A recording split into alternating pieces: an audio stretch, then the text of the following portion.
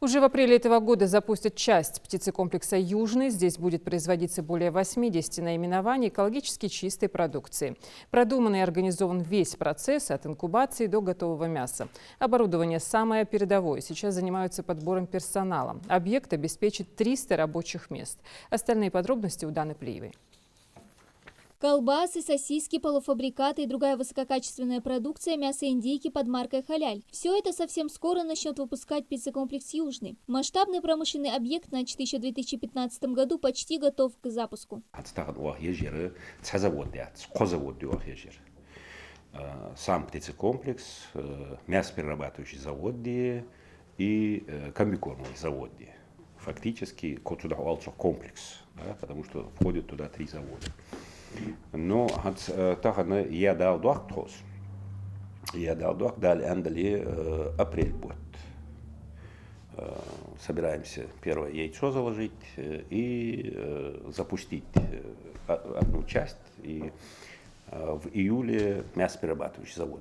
В комплексе будет соблюден весь процесс производства мяса индейки вплоть до выращивания птицы. Для этого на 100 гектарах объекта отстроены 10 площадок. На этой, к примеру, возводится мясоперерабатывающий завод. Мощность этого комплекса будет, составлять 10 200 тонн в год. Это при производстве живой массы в одну смену. Если работать 2 смены, то порядка 25 тысяч тонн в год мы сможем производить и забивать здесь птицы.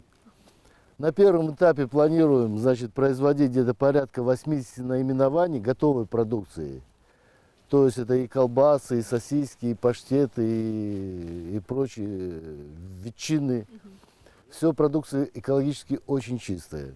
На некоторых площадках обустроены вот такие птичники. На начальном этапе их будет 15. Рабочий процесс на каждом автоматически. Здесь уже вмонтированы специальные поилки, кормушки и другие коммуникации.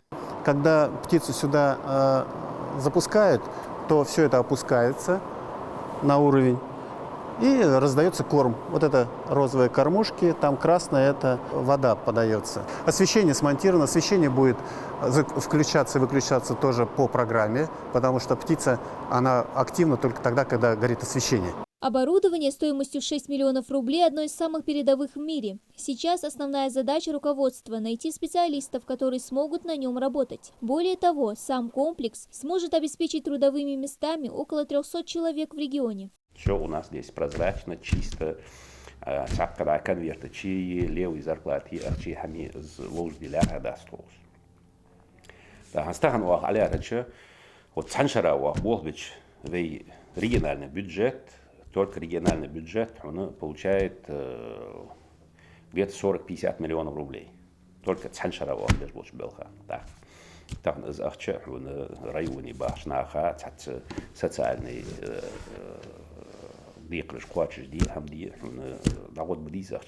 Главное условие здесь – соблюдение всех санитарных норм. Во избежание инфекций среди птиц путь от одной площадки до следующей занимает 2 километра. Все объекты птицекомплекса будут работать при повышенных мерах безопасности. Доступ посторонним лицам воспрещен. Оборудованы все участки будут дисбарьерами для дезинфекции транспорта. Люди, те, которые будут работать здесь, у нас одно из условий с работниками не содержать дома птицу, домашнюю птицу, чтобы не переносить заболевания. И одежда вся будет дезинфицироваться после каждой рабочей смены. Обувь также будет выдаваться работникам индивидуальная и обрабатываться дезрастворами. На начальном этапе здесь будет производиться более 80 наименований различной экологически чистой продукции. Так как объект является одним из самых крупных на Северном Кавказе, уже есть договоренности о поставке мяса индейки не только за пределами региона, но и страны. Дана Плиева, Хасмагомед Майсигов, Новости 24.